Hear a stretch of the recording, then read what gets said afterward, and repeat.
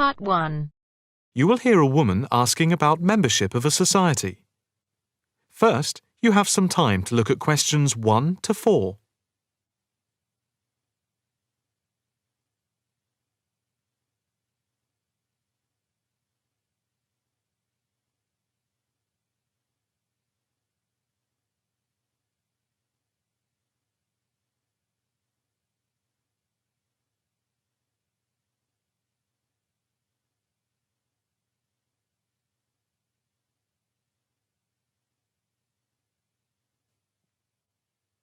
Now, the test will begin. You should answer the questions as you listen, because you will not hear the recording a second time. Listen carefully and answer questions 1 to 4. Hi. I'd like some information about joining the International Arts Society. That's no problem. What exactly can I help you with? First of all, I'd like to know about the membership fee. Well, there are 2 types of membership. Can you tell me what they are? First, there is lifetime membership, which means that you can have access to all the facilities at the Society itself and all exhibitions. Plus, you can have discounts to various events at affiliated arts organisations here and abroad. And on top of that, you can use the lifetime members' room. How much is that type of membership? Well, the lifetime membership fee is £1,537. OK. It's rather a lot to pay in one go. What about the other membership? The ordinary membership, that's £193 per year. That sounds a bit more reasonable. What does that entitle you to? You can visit the Society, including the exhibitions, the library, and follow the arts programmes on weekdays during the opening times from 10 a.m. to 9 p.m. and at the weekend between 10 a.m. and 5 p.m.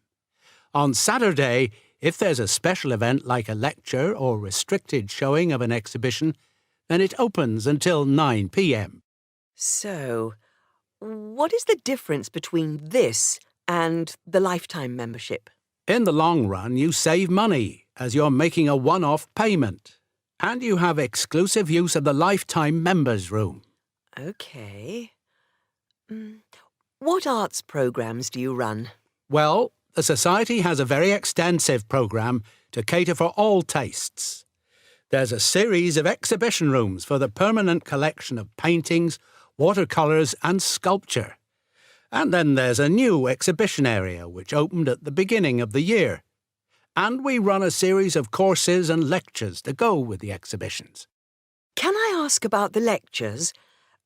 What is scheduled for this year? The latest list is in this leaflet.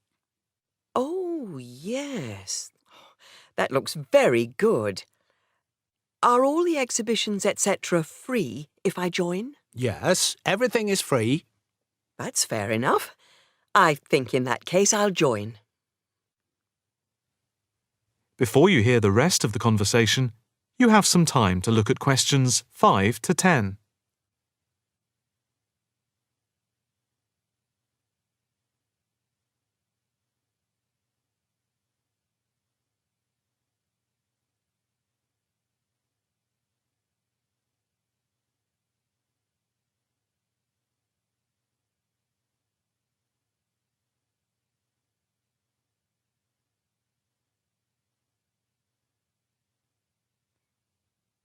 Now listen and answer questions 5 to 10.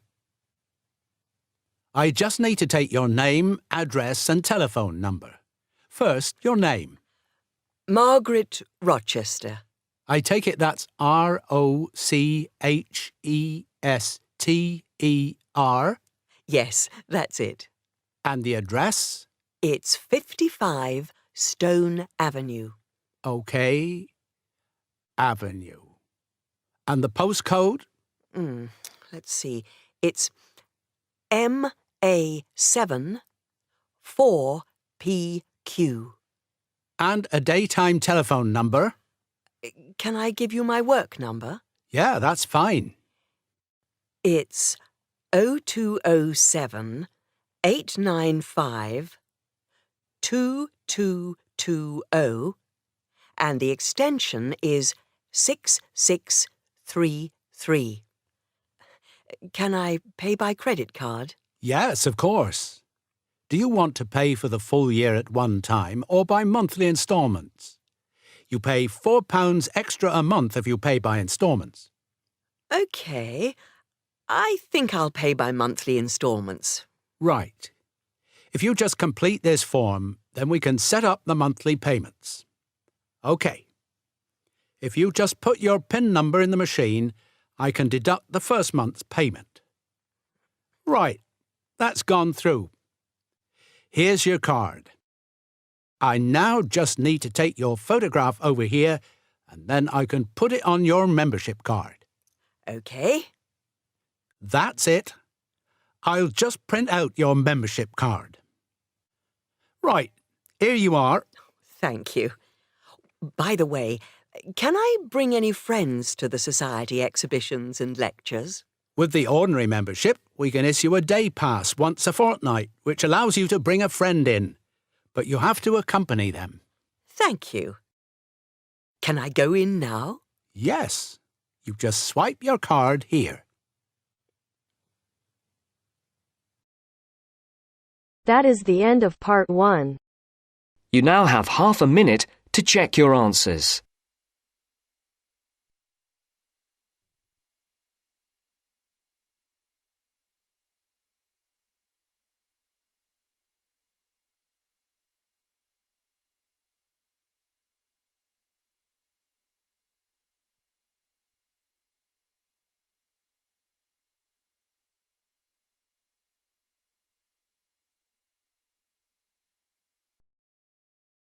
Now turns to part 2. Part 2. You will hear two geography students talking. An older student, called Howard, is giving advice to a younger student, called Joanne, on writing her dissertation. First, look at questions 11 to 14.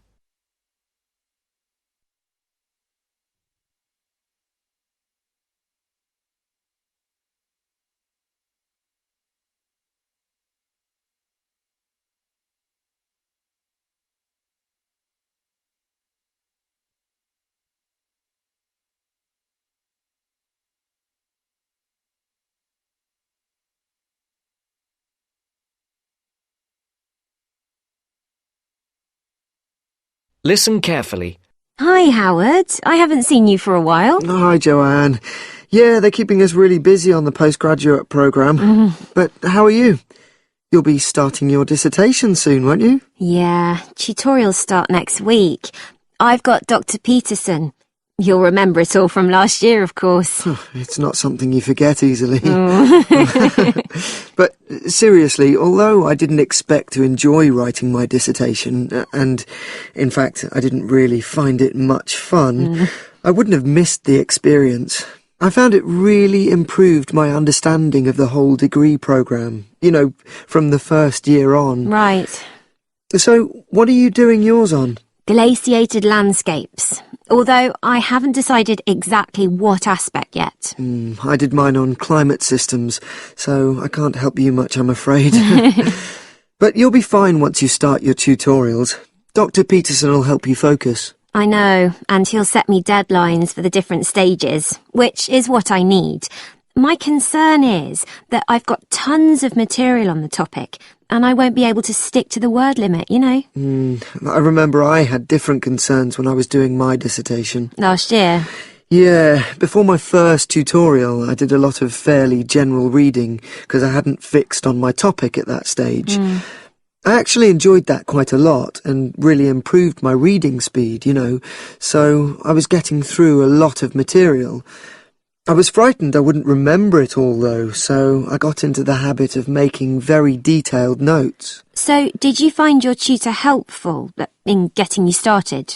Yeah, we certainly had some interesting discussions, but it's funny, I saw a brilliant programme about climate change, and it was that really fired me up. It was talking about some recent research which seemed to contradict some of the articles I'd been reading. Before the broadcast continues, look at questions 15 to 20.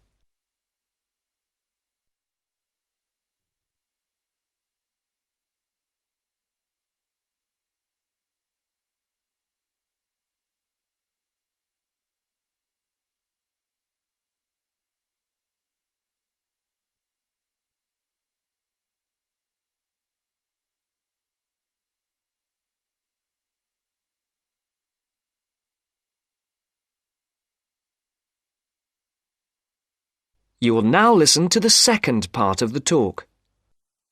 So you say your tutorials start next week? Yeah. Well, the first month's crucial. You've got to meet your tutor and decide on your focus, but don't become too dependent on him.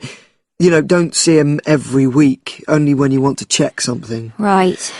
Once you've got the focus, you've got to get reading. It's helpful to look through the bibliographies for all the course modules relating to your topic, and get hold of any books you think you'll need. I haven't got much money. I mean, get the books from the library, far better. And I suppose I should prepare a detailed outline of the chapters? Yeah, absolutely. But don't feel you have to follow it slavishly. It's meant to be flexible. OK. Now, I'm someone who likes to get writing quickly. I can't just sit and read for a month. Not like me, then. But if that's what suits you, you know, your natural approach, then you really ought to start immediately and write the first chapter. Right. Now, Joanne, about the library, it's worthwhile getting on good terms with the staff. They aren't always helpful with undergraduates. I suppose they focus on postgrads more. Maybe. But show them you're serious about wanting to do good work. And what if I can't find what I need? Well, there's interlibrary loans. Borrowing books from other libraries, but I've heard it isn't all that reliable. You're right, but you probably won't need it anyway. Be positive. The library is likely to have most things you need. And during the dissertation writing period, you can take out 15 instead of the usual 10 books. Should I look at previous year's dissertations? You can do. But I won't know which are the good ones. The library only keeps the best, and the staff can advise you. Are they willing to do that? Oh, yeah. And I'm worried about getting journal articles from the electronic library. Have you tried to find any yet? No. Well, you should. It's really straightforward. That's obviously something I'll have to look into. Dr. Peterson will help. Yeah, I know I can go to him if I have any worries. Except he will be away in the second month. It's the holidays. You should ask him what to do while he's away. Gosh, yeah. But I suppose I can get a lot of support from course mates. I know a couple of people who are thinking of doing the same topic as me. Take care. Collaboration can become dependency. I think you'd better see how that works out, what the people are like. You're probably right. About other reading, I suppose Dr. Peterson will recommend plenty of good articles to get me started. One thing I'd find out is what his attitude is to internet sources. Surely not in this day and age. I'd better get that sorted out right at the beginning. I would if I were you. And I've also got some questions about the research sections. How much time I should spend explaining the process? Well, I think that's up to you. You can see how it develops as you're writing. OK. It's the same with things like time management. That's something a tutor can't really help you with. I agree. So, is there anything else you need me to go over?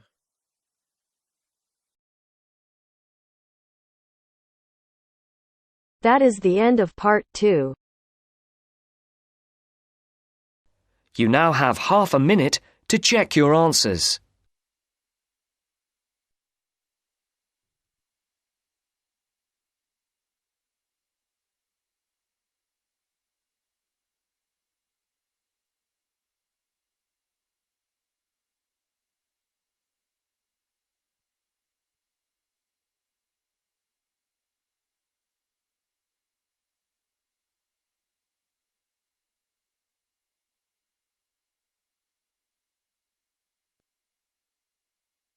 Now turns to part 3.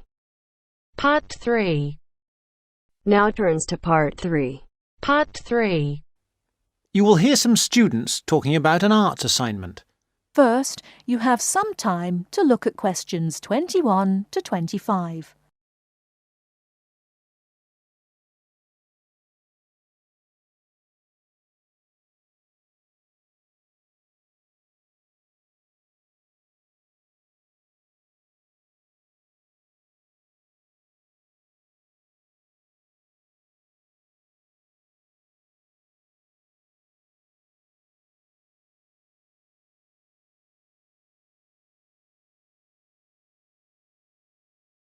Now listen carefully and answer questions 21 to 25.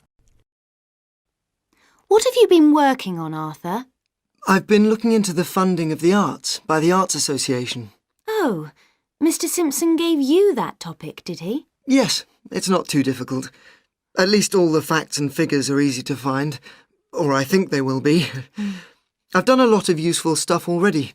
Simpson hasn't asked me to present my research for the past few seminars, so I think he might ask me this time. Well, what have you found out? Well, it's big money at the Arts Association. £330 million from the government and £118 million from the lottery. Let me see, I've got my notes here. Now, the Arts Association mission statement tells us that it exists to develop, sustain and promote the arts. So that's clear. But then we need to know exactly how it can do this. However, before we get to that, there are certain issues which the association must take into account. What are those issues? They are, first, access. This is the idea that the arts mustn't be just for the few. Not just Italian opera, but pop concerts too. Something like that. Other issues are education, cultural diversity, social regeneration and social inclusion. All these are different ways of saying that the arts are for everyone. All right, but what does it actually do? It does what it wants, I think. The government does not interfere in its activities, but demands that it gets value for money for its funds. But there must be certain programmes that it carries out. Oh, yes. There is the touring programme, which is what it says. That is, a programme to support... Give money to? Yes, that's right.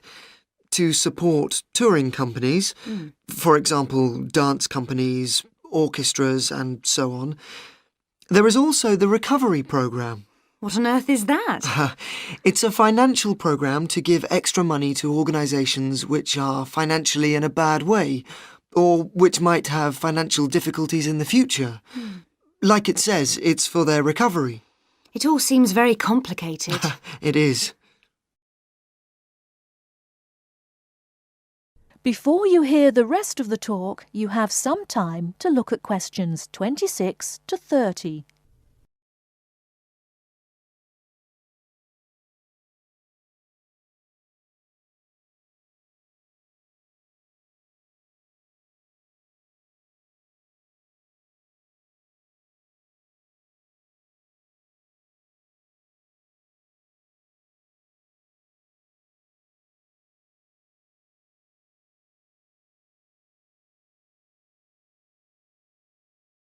Now listen and answer questions 26 to 30. Did you get any information on the reading for the other half of our work? Yes, I did. You mean the Art and Society module? Yes. Yes. I met Simpson himself as we were waiting for a train at Norchester Station, so I managed to ask him. Any luck? Yes, I've got the notes I took here. He told me, of course, to start with Greenberg, who covers contemporary art and the up-to-the-minute movements in America. It's about the modern movements, really. As far as the economic impact of art is concerned, a basic text is the Parliamentary Report on Art and the UK Economy. This gives lots of monetary facts and figures, but the figures are not very satisfactory, as, of course, a lot of the information is confidential and can't be published. Art Now, Art Wow by someone called Dennison sounds exciting, and is about how art and artists are created, presented for buyers, and sold in the US. It's about the whole trade in art as a phenomenon. Like a product, Like washing powder? Yes, that's the idea of the book anyway. And there's another one here. Oh yes, by someone called Hampton. It's a book called American Art, which Simpson says is full of discussion on the relationship of art to the other aspects of culture, such as film, television, books and so on. Popular culture, I suppose. Not just popular. Culture of all sorts, I imagine. Finally, for the spiritual and more abstract aspects of art, he recommends Art and the Mind of Modern Man by Frick. It's sort of about how art relates to how we think. He did have lots of other recommendations, but luckily his train arrived before he could move on to them. These seem enough to me. Yes, they're a good place to start. We will be busy. That is the end of part 3. You now have half a minute to check your answers.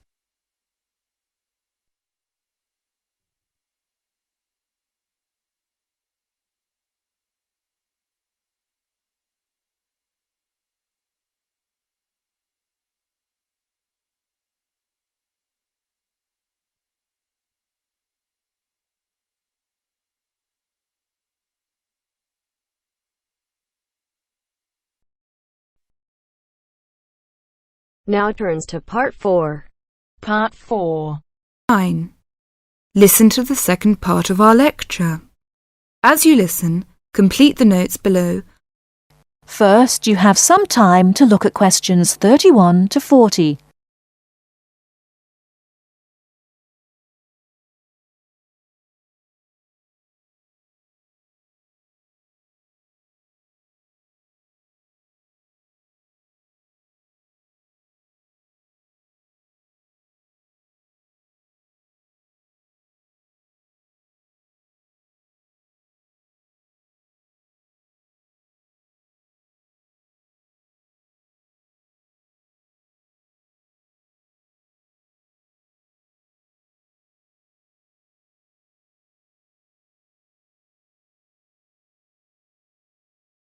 Now listen carefully and answer questions 31 to 40. Riverdance is not just an expression of self-confidence, a kind of culturally interesting pop song. It tells the story of a people through song and dance. It tells the story of the people whose spirit was broken by an event which occurred in the middle of the last century, but continued to affect the society until 1961, the Great Famine. What is a famine? In 1840, the official population of Ireland was 8 million. They were largely poor and living in the countryside. They were beginning to have an interest in independence, and perhaps had things been different, Ireland might have been independent much earlier. But there was a serious problem in the agricultural system. All crops were grown to pay the rent of the land, and all that was grown to eat was the potato. This was fine until the potato crop failed, as it did from 1845 to 1848. The stories of what happened in those times live on in the popular culture of Ireland, and I won't tell them here, but the result was that 2 million people died or left the country by 1851. When you realise that the population continued to go down until 1961, you can realise what a disastrous effect this famine had on the people. Compared with China, imagine if the famine of 1960 reduced the population by a quarter and it kept falling to less than half of its pre-famine figure. Anybody with ideas left and went to England, America or Australia. The people left behind were broken by their experiences and, in effect, the famine and its consequences put an end to all serious development in the country until well into this century. The Irish in Ireland lost all hope and self-confidence, and much of our modern culture is about the sadness of that time and the sorrow of saying goodbye to those who left and left well into this century. Ireland has the highest emigration rate of any country in Europe for the last 2 centuries. We even have an expression for this saying goodbye. It is called the American wake. It means the ceremony, like that of a funeral for someone going to America, because you will never see him or her again. Do you know why there is Irish music on the film Titanic? It is because most of the people killed were Irish. The leaving continued until the 1970s because independence in 1921 was followed by a civil war and an economic depression. Almost every family in Ireland has relatives abroad, and up to the 60s in some places, of a class of 30 graduating from high school all left. Along the west coast, closed-up houses from that time falling into ruin are still common. That is the end of part 4. You now have half a minute to check your answers.